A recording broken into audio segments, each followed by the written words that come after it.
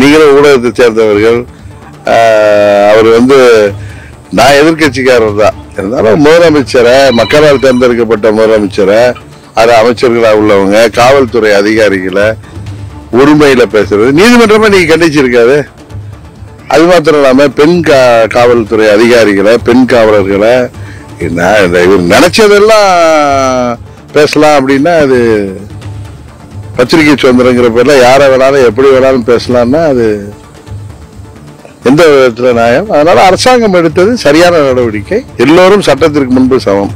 அது எவ்வளவு பெரிய பவர்ல இருந்தாலும் சரி, எவ்வளவு பெரிய ஜாம்பவனா இருந்தாலும் சரி, அவர் குடும்பத்தை சேர்ந்தவர்கள் கூட இருக்க முடியாது. திமுக பயந்து கொண்டுதான் மக்களை காசு கொடுத்து திரு அண்ணாமலை அவர்கள் சொன்னது போல கஞ்சா விற்ற காசை ஊர் ஊரா தெருவா கொடுக்கிறாங்க. மக்கள் அவர்களுக்கு தக்க பாரம் புகட்ட வேண்டும் என்று எதிர்பார்க்கிறோம்.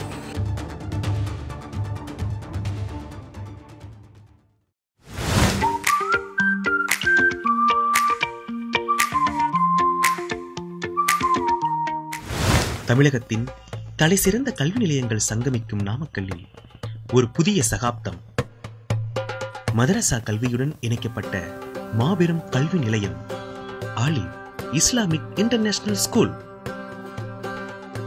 6ஆம் வகுப்பு முதல் 12ஆம் வகுப்பு வரை மொத்தம் 7 ஆண்டுகளில் ஆலிம் ஹாஃபில் பாடத்துடன் சர்வதேச தரத்திலான பள்ளி படிப்பு.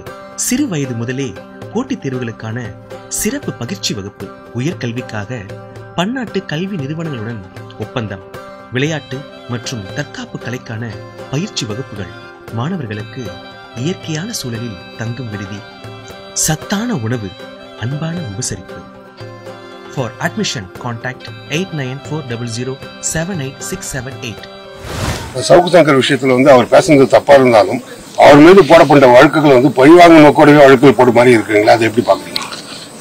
அவரு என்ன சொல்றீங்க? அவர் மீது வழக்குகள் போடப்பட்ட வழக்குகள் எல்லாமே குறிப்பா அவரை டார்கெட் பண்ணணுன்ற மாதிரி ஒரு வழக்கு. அவரு இப்படி பேசுறது நியாயமா? என்ன நீங்களும் ஊடகத்தை சேர்ந்தவர்கள். அவர் நான் எதிர்கட்சிக்காரர் தான் இருந்தாலும் முதலமைச்சரை, மக்களால் தேர்ந்தெடுக்கப்பட்ட முதலமைச்சரை, அது அமைச்சர்களாக உள்ளவங்க, காவல்துறை அதிகாரிகளை உரிமையில பேசுறது நீதிமன்றமா நீங்க கண்டிச்சிருக்காரு. அது மாத்திரம் இல்லாம பெண் காவல்துறை அதிகாரிகளை, பெண் காவலர்களை இவர் நினைச்சதெல்லாம் பேசலாம் அப்படின்னா அது பத்திரிகை சுதந்திரங்கிற பேர்ல யாரை வேணாலும் எப்படி வேணாலும் பேசலாம்னா அது எந்த விதத்துல நியாயம்? அதனால அரசாங்கம் எடுத்தது சரியான நடவடிக்கை. அதுல எந்த மாற்று கருத்தும் இல்லை. இது எல்லோருக்கும் ஒரு முன்னுதாரணமா இருக்கணும். எப்படி எல்லோரும் சட்டத்திற்கு முன்பு சமம். அது எவ்வளவு பெரிய பவர்ல இருந்தாலும் சரி, எவ்வளவு பெரிய ஜாம்பவனா இருந்தாலும் சரி, அது ரொம்ப அநாகரிகமா இருந்தது அவரது பேச்சு. அது அவர் கருத்துக்கள்ல யாருக்கும் உடன்பாடு இருக்க முடியவே முடியாது. அவர் குடும்பத்தை சேர்ந்தவர்கள் கூட இருக்க முடியாது. தமிழகத்தில் தற்போதைய நிலைமை எப்படி? தமிழகத்துல சட்டம் ஒழுங்கு சந்திச்சிருக்குது.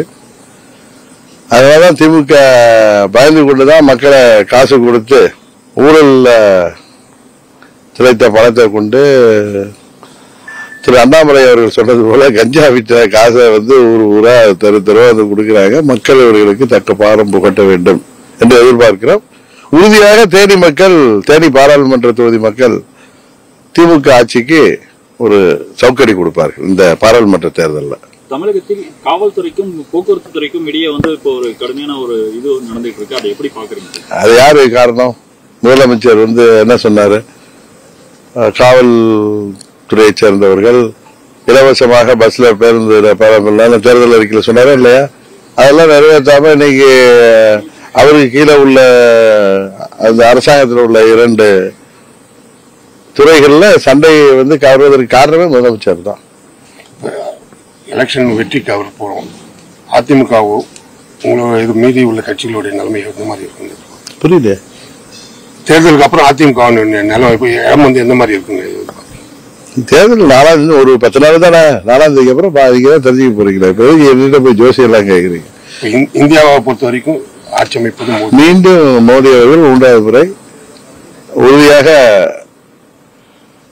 சிறந்த அறுதி பெரும்பான்மையோட முன்பு எடுத்ததை விட அதிகமான தொகுதிகளில் வெற்றி பெற்று மீண்டும் ஒரு சிறப்பான ஆட்சியை அமைப்பார்.